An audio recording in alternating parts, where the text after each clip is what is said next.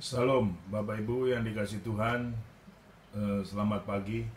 Puji Tuhan, kembali kita bisa bertemu di udara. Kembali kita boleh mendengar firman Tuhan. Kembali kita boleh mendengar kabar baik yang akan saya beritakan, yaitu firman yang berkuasa, bukan perkataan biasa. Kembali Bapak Ibu bisa bergabung di channel saya, Ragi Sabda, yang mana hari ini saya akan memberitakan pemberitaan firman Tuhan yang luar biasa. Adapun tema khotbah saya atau judul khotbah saya adalah sejauh apa Tuhan bisa dipercaya. Bapak Ibu, tema khotbah saya adalah sejauh apa Tuhan bisa dipercaya. Seringkali saudaraku, pertanyaan ini banyak ditanyakan kepada saya oleh jemaat-jemaat yang dalam kondisi mengalami kelesuhan, dalam kondisi yang mengalami kelemahan di dalam persoalan dan masalahnya. Pak, sejauh apa sih Tuhan ini bisa dipercaya, kok doa saya belum dijawab-jawab? Saudara, ini satu nilai yang klasik, saudara. Satu nilai yang bukan lumrah sebetulnya. Ini satu hal nilai klasik yang berulang-ulang, yang bertanda bahwa mereka kekurangan iman, mereka kekurangan keyakinan. Bapak Ibu perlu ketahui bahwa pada saat jemaat banyak masalah, itu dia menganggap dirinya masih di luar Tuhan. Dia masih menganggap dirinya masih perlu untuk ada di dalam Tuhan. Sebetulnya itu sikap yang salah, saudaraku.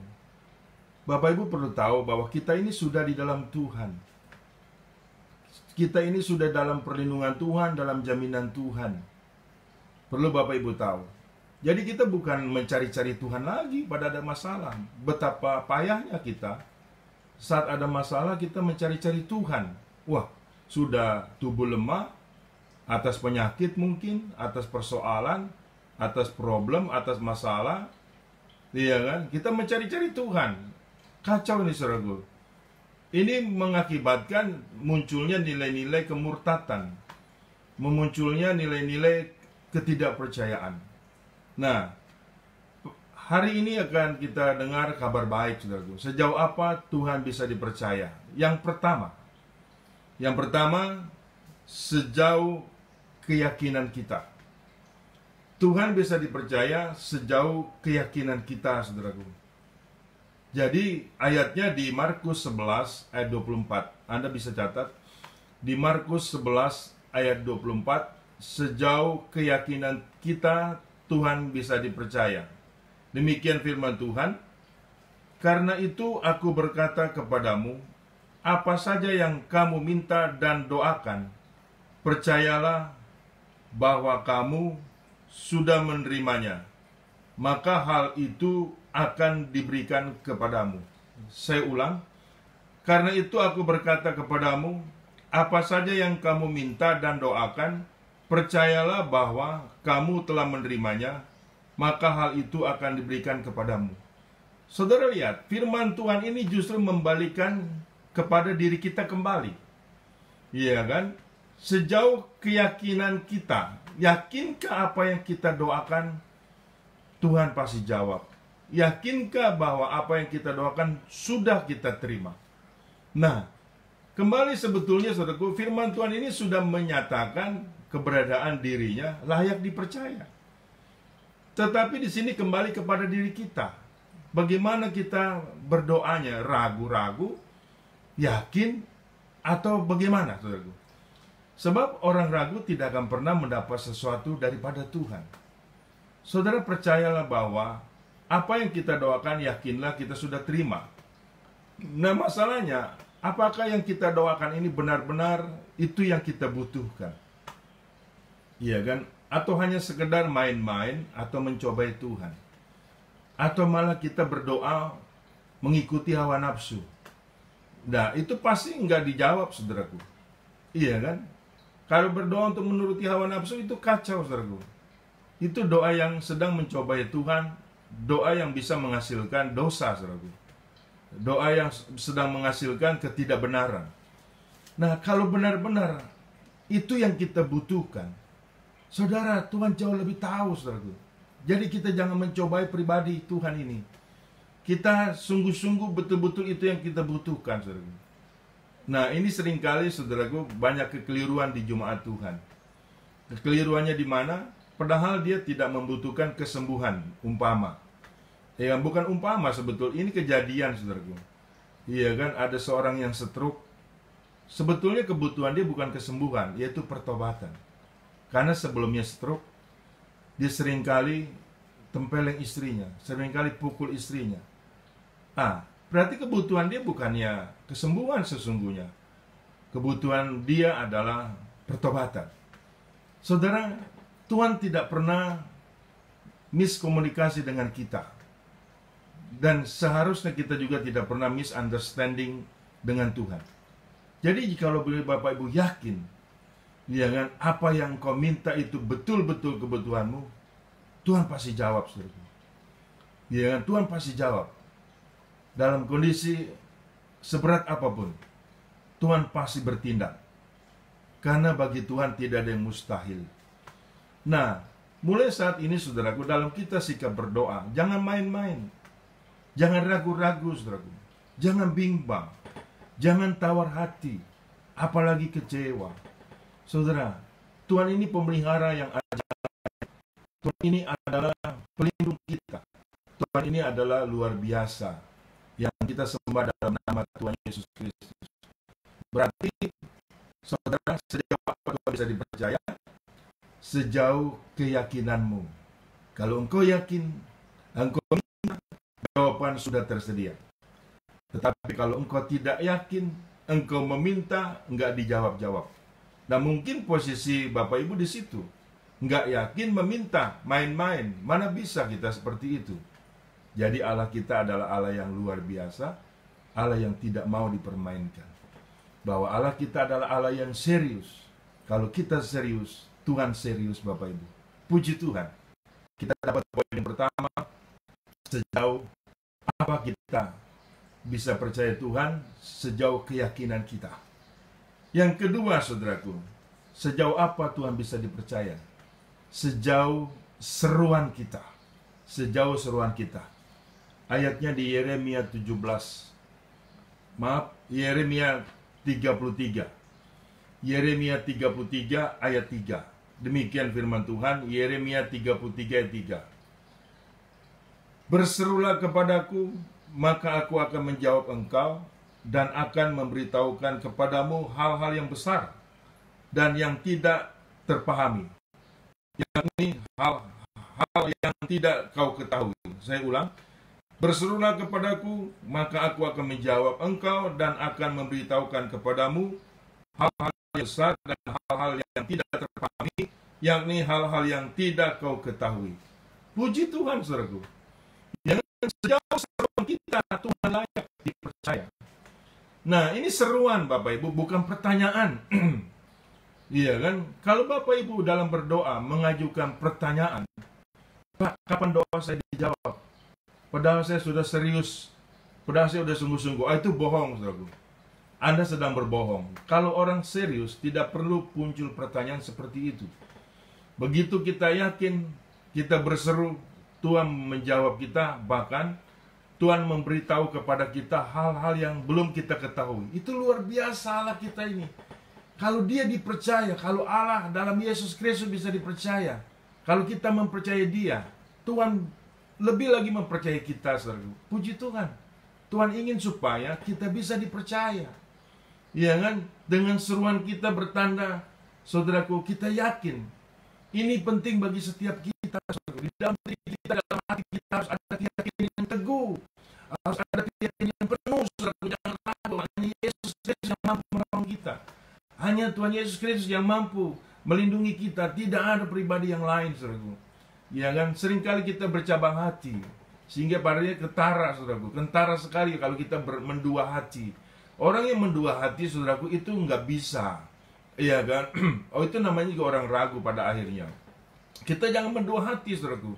Kita benar-benar harus sungguh-sungguh berseru kepada Tuhan. Seruan inilah yang Tuhan dengar, Dan Tuhan jawab, kemudian Tuhan memberikan satu nilai hal-hal yang belum kita ketahui. Hebat sekali Tuhan kita ini.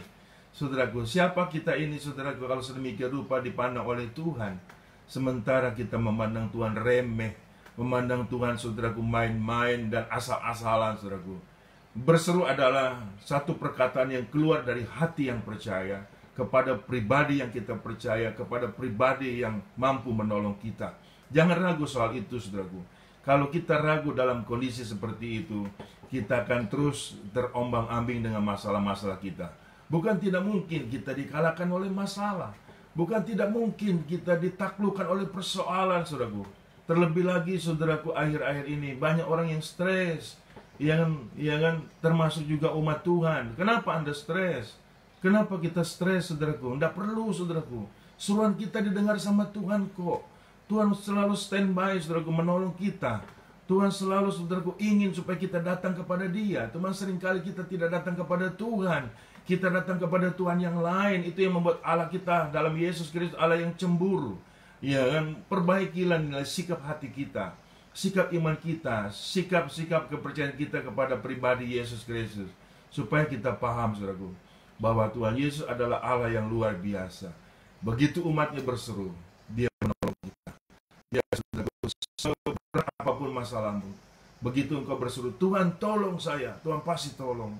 Sudah bertentu dengan keseriusan. Ya kan? Soal keseriusan ini, saya berpikir bahwa umat Tuhan nggak perlu lagi diajarin. Ya, kita sudah paham serius itu Bapak Ibu. Mungkin Anda sering bercanda. Ya, enggak apa-apa, tapi jangan bercanda di dalam Tuhan, saudaraku. Ini main-main, saudaraku. Kalau engkau membangun satu nilai jiwa yang tidak serius, itu bisa berakibat fatal, saudaraku. Kita harus serius dengan Tuhan ini. Yang harus bersungguh-sungguh dengan Tuhan ini. Tuhan ini bukan tidak mau menolong. Tuhan ini siap selalu menolong. Tetapi dari pihak kita, kalau kita tidak yakin, ya kan, bagaimana bisa ini? Karena firman Tuhan tidak pernah ambivalen. Kalau Tuhan mengatakan orang ragu tidak pernah mendapat sesuatu dari Tuhan, itu nyata. Itu bukan Tuhan gak ada belas kasihan. Kalau you ragu, kalau kita ragu, kalau Anda ragu, jelas sekali nggak ada pertolongan dari Dia. Tapi kalau kita yakin, saudaraku, sangat bisa ditolong oleh Tuhan. Luar biasa. Jangan kita dapat hal yang kedua. Seruan kita Tuhan dengar. Makanya dalam hati dan mulut kita, saudaraku, harus bersih.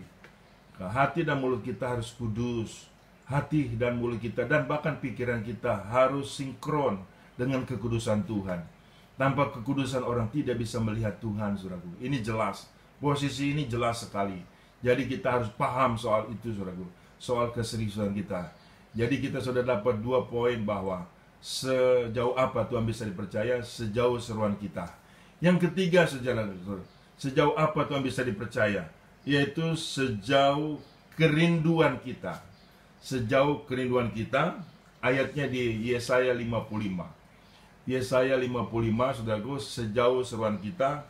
Yesaya 55 ayat yang ke-6 dan ke-7. Ayat ke-6 dan ke-7 saya bacakan.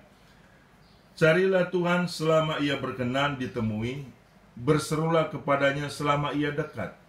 Baiklah orang fasik meninggalkan jalannya, dan orang jahat meninggalkan rancangannya. Baiklah ia kembali kepada Tuhan, maka Dia akan mengasihaninya, dan kepada Allah kita, sebab Ia memberi pengampunan dengan limpahnya. Puji Tuhan, saudaraku. Iya kan? Sejauh nilai kerinduan kita datang kepada Tuhan, sejauh itulah, saudaraku, Tuhan menolong kita. Saudara, seringkali kita seberapa rindu untuk datang kepada Tuhan, yang disertai dengan pertobatan, yang disertai dengan sungguh-sungguh ngaku bersalah. Saudaraku, seringkali ini kita lupa. Yang saya teringat di dalam Maliaki pasal 3 ayat ke-6 dan ke-7. Maliaki pasal 3 ayat 6 dan ke-7. Tuhan mengatakan, kembalilah kepadaku maka aku akan menerima kamu. Mereka tanya, bagaimana caranya kami kembali kepada Tuhan? Wah, celaka sekali, saudaraku. Umat waktu itu nggak tahu kembali bagaimana caranya Tuhan kembali kepada Tuhan. Ini kan bahaya. Iya, mereka tetap melakukan ibadah, tetapi bagaimana caranya mereka kembali kepada Tuhan? Mereka pikir mereka rajin ibadah, mereka itu rajin berdoa, mereka beranggapan itu sudah kembali kepada Tuhan. Belum tentu, saudaraku. Belum tentu. Iya kan? Apakah itu disertai dengan pertobatan? disertai dengan sungguh-sungguh, saudaraku. Contoh soal, apabila Bapak Ibu datang ke gereja, apabila Bapak Ibu datang berdoa, kemudian akan ingat saudara kelas kamu, tinggalkan mesbah itu, saudaraku. Iya kan? Tapi seringkali umat Tuhan tidak demikian. Ke gereja, dendam jalan terus. Ke gereja, berzina jalan terus. Ke gereja, jahat jalan terus. Mana bisa seperti ini? Itu datangnya bukan dalam kondisi bertobat. Itu datangnya sedang kondisi main-main, saudaraku. Hati-hati dengan sikap hati kita. Kita punya hati harus selesai dulu, saudaraku, dengan orang lain yang belum kita selesaikan. Makanya sekarang masalahnya, saudaraku, banyak orang Kristen tidak mengerti apa nilai pertobatan. Apa sih itu pertobatan, saudaraku? Banyak orang yang nggak ngerti. Iya kan, saudaraku? Banyak orang yang nggak tahu. Pertobatan itu artinya adalah metanoia. Iya kan? Metanoia itu artinya adalah berbalik 180 derajat. Bukan berputar, saudaraku. Berbalik. Yang tadinya kesukaannya berbuat dosa, sekarang kesukaannya berbuat kebenaran di dalam Tuhan. Itu bertobat. Saudara, ya kan, ratusan kali pun kita datang ke gereja, ratusan kali pun kita berdoa. Ya kan, kalau itu namanya kita nggak rindu datang kepada Tuhan. Mana bisa Tuhan dibohongi semacam itu? Masih ada gap kita dengan Tuhan, itu dosa.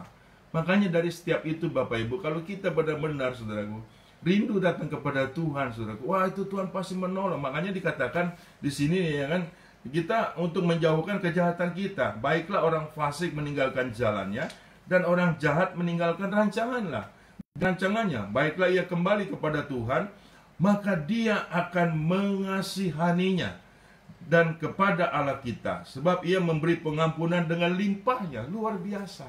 Luar biasa Tuhan kita ini, Tuhan yang penuh pengertian. Jikalau kita sungguh-sungguh bertobat, iya kan, inilah aku Tuhan, umat yang berdosa, yang mana seringkali kurang ajar, yang mana seringkali aku melawan Tuhan, dengan tidak patuh melakukan firman-Mu Tuhan, aku datang kembali kepadamu. Tuhan pasti menerima kita, Bapak Ibu. Bukan kita, Bapak Ibu, kita saya ngikut, Bapak Ibu. Iya kan, makanya untuk setiap kita sadarilah, iya kan, Tuhan tahu sikap hati kita. Galatia 6 ayat 7, jangan sesat, Allah tidak bisa dipermainkan, saudara. Apa yang ditabur orang itu yang dituai. Kita harus paham Tuhan kita maha tahu, saudara. Tuhan kita maha melihat. Tuhan kita itu tidak bisa dibohongi, saudaraku. Iya kan? Kalau Bapak Ibu rindu datang kepada Tuhan, saat inilah waktu yang tepat. Sebab saya bilang waktu yang tepat, jangan sampai tidak ada waktu lagi. Kalau pintu sudah ditutup bagi setiap kita, saudaraku, apa yang bisa kita lakukan? Iya kan? Kasih anugerah masih terbuka lebar bagi setiap kita. Sadarilah dosa kita, kesalahan kita, kesombongan kita, dan kita perlu minta ampun kepada Tuhan. Sejauh itulah Tuhan bisa dipercaya, saudaraku. Belas kasihannya selalu menyertai kita sesungguhnya. Cuma seringkali kita tampik ini dengan keangkuhan kita, saudaraku, dengan sifat-sifat egoisme kita, yang kita pikir bahwa kita ini adalah makhluk yang paling benar. Sebetulnya kita ini berdosa. Makanya saudaraku, meminta ampun adalah bukan hal yang bukan hal yang asing.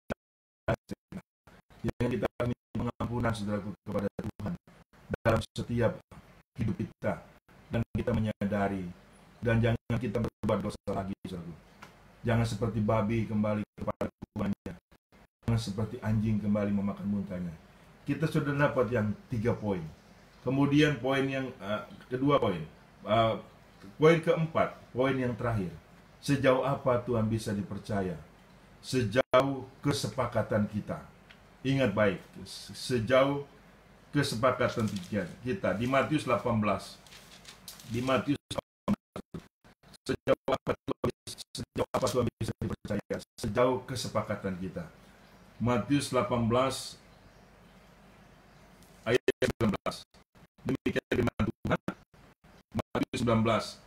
Dan lagi aku berkata kepadamu, jika 2 orang daripadamu di dunia ini sepakat meminta apapun juga, permintaan mereka itu akan dikabulkan oleh Bapakku yang di sorga. Sebab di mana 2 atau 3 orang berkumpul dalam namaku, Di situ aku ada di tengah-tengah mereka. Saya ulang ya Bapak Ibu, supaya Bapak Ibu paham. Dan lagi aku berkata kepadamu, jika dua orang daripadamu di dunia ini sepakat meminta apapun, juga permintaan mereka itu akan dikabulkan oleh Bapakku yang di sorga. Sebab di mana dua atau tiga orang berkumpul dalam namaku, di situ aku ada di tengah mereka. Puji Tuhan. Tidak perlu banyak orang yang harus sepakat dengan Tuhan. Dua, tiga orang berkumpul. Ini bicara apa? Ini bicara keluarga, saudara. Ini bicara persekutuan sebuah keluarga. Puji Tuhan. Hari-hari ini hal ini dikembalikan lagi oleh Tuhan. Iya kan? Ke gereja kita masih dilarang, saudara. Dan jadi masalah. Iya kan? Dan jadi masalah, saudara. Jangan menantang pengumuman pemerintah. Tidak apa-apa. Ada semua maksud kebaikan dari Tuhan. Kita dikembalikan kepada nilai-nilai keluarga, saudara. Iya kan? Seperti waktu itu bangsa Israel, mereka kumpul-kumpul bersama keluarga, berdoa, menaikkan mazmur, memuji Tuhan. Mereka sepakat dan seruan mereka didengar oleh Tuhan, sehingga datanglah pertolongan Tuhan. Jadi Bapak Ibu, sejauh kesepakatan kita dengan orang yang kita kasih, dan sejauh kesepakatan itulah Tuhan pun sepakat bahwa apa yang kita minta dikabulkan, apapun juga, saudara. Bukan berarti di sini kita mengumbar hawa nafsu. Permintaan yang serius, permintaan yang sungguh-sungguh, pasti Tuhan jawab. Hebat, saudara. Jadi Tuhan kita tidak jauh. Tuhan kita dekat sekali. Tuhan kita sedekat kesepakatan, sedekat seruan, sedekat keyakinan, saudara. Itu Tuhan jawab, saudara. Luar biasa. Mulai saat ini Bapak Ibu, jangan lagi hati kita galau, jangan lagi hati kita ragu, jangan lagi hati kita bimbang. Tuhan adalah Tuhan yang pemelihara kita. Yehova Rafa, Yehova Jireh, Yehova Nisi. Tuhan kita adalah yang selalu menepati janji-janjinya. Bagaimana di pihak kita, saudara? Persoalannya di situ sebetulnya. Di pihak kita sebagai manusia yang bertuhan. Adakah hal-hal yang Tuhan sudah inginkan? Kita sudah memenuhi syarat, saudara. Sebetulnya, saudaraku, di dalam Tuhan itu, saudaraku, nyaman, saudara. Begitu prasyarat Bapak Ibu sudah lengkap, automatically jawaban Tuhan itu terjadi. Automatically jawaban Tuhan itu nyata dan ada. Iya kan? Tidak usah, saudaraku, dalam kondisi kita yang macam-macam sungguh-sungguh marah-marah kecil. Tidak perlu. Kalau Bapak Ibu sudah memenuhi prasyarat yang dari Tuhan, saudaraku, itu otomatis berkat itu mengalir. Makanya dikatakan di Matius 11, di kitab Matius, carilah lebih dahulu kerajaan Allah dan kebenarannya, semua akan ditambahkan kepadamu. Ya jelas, satu nilai otomatis. Yang namanya seperti kita orang Tuhan, nyatakan dirimu sebagai orang bertuhan. Jangan sampai sebaliknya, saudara. Makanya di sini kita sudah dapat 4 poin. Sejauh apa Tuhan bisa dipercaya? Sejauh keyakinan kita, sejauh seruan kita, sejauh kerinduan kita, sejauh kesepakatan kita. Jadi kita harus mengerti nilai-nilai ini. Iya kan, yang belum bertobat datang dengan pertobatan sungguh-sungguh. Jangan kita tidak tahu lagi apa arti itu bertobat. Pertobatan adalah satu nilai yang datang kepada Tuhan untuk kita tidak lagi berbuat dosa, untuk kita bertekun kepada Tuhan dan selalu menyenangkan hati Tuhan dalam sisa umur kita. Sebetulnya saya nggak setuju bicara sisa umur, Bapak Ibu, sebab umur kita ini bukan sisa. Umur kita ini adalah dari waktu ke waktu sangat berharga di hadapan Tuhan. Ya kan? Setiap detik waktu kita berharga di hadapan Tuhan, saudara. Teringat saya nyanyian, 1 hari di rumah Tuhan lebih baik daripada 1000 hari di tempat lain. Jangan sia-siakan waktu kita selalu dalam terus hadirat Tuhan ada. Jangan sia-siakan yang Tuhan beri. Tadi pagi saya juga berdoa, terima kasih Tuhan atas waktu dipanjangkan umurnya saya boleh ada di hari Minggu ini untuk kembali saya menyampaikan kebenaran firman-Mu. Saya berdoa seperti itu. Biarlah Tuhan pimpin kembali sepanjang hari ini untuk aku melakukan kebenaran-Mu, untuk aku melakukan yang menyenangkan hati-Mu, supaya kita selalu dalam penyertaan Tuhan, saudara. Tuhan itu baik. Tuhan itu tidak pernah meninggalkan kita. Tuhan itu selalu ada pada kita, selalu menyertai kita. Kitalah umat kesayangannya. Kita adalah biji matanya. Setiap kita percaya dalam hal itu. Demikian firman Tuhan, saudara. Dan saya ingin berdoa untuk kita sekalian. Bapa Surgawi, dalam nama Tuhan Yesus, kami menginginkan berikan firman Tuhan ini, bahwa Tuhan luar biasa. Tuhan ini luar biasa. Tuhan ini selalu memperhatikan umatnya. Tuhan ini selalu memperhatikan anak-anaknya. Aku berdoa Tuhan Yesus bagi yang mendengar firman-Mu, yang menyaksikan program ini. Tuhan jamah mereka, Tuhan kuatkan hati mereka yang lemah. Tuhan pulihkan mereka hati yang kecewa. Tuhan angkat beban-beban mereka. Tuhan pulihkan keberadaan ekonomi mereka, kesehatan mereka. Tuhan berikan mereka kekuatan, Tuhan pulihkan kembali iman mereka, Tuhan, dalam nama Yesus. Dan Tuhan berikan dimanapun mereka bisa menyaksikan program ini dalam nama Yesus. Nama di atas segala nama, nama yang berkuasa. Terpuji-pujilah nama Tuhan, aku percaya bahwa Tuhan sejauh keyakinan kami, Tuhan sejauh seruan kami, Tuhan sejauh kesepakatan bahwa Tuhan itu pasti berdoa. Kami bersepakat bila 3 orang berkumpul dalam nama Tuhan, Tuhan hadir, dan 2 orang sepakat minta apa saja Tuhan berikan. Di dalam nama Yesus dilepaskanlah kuasa berkat kepada jemaat-Mu, kuasa kesembuhan dan kuasa penyertaan Tuhan.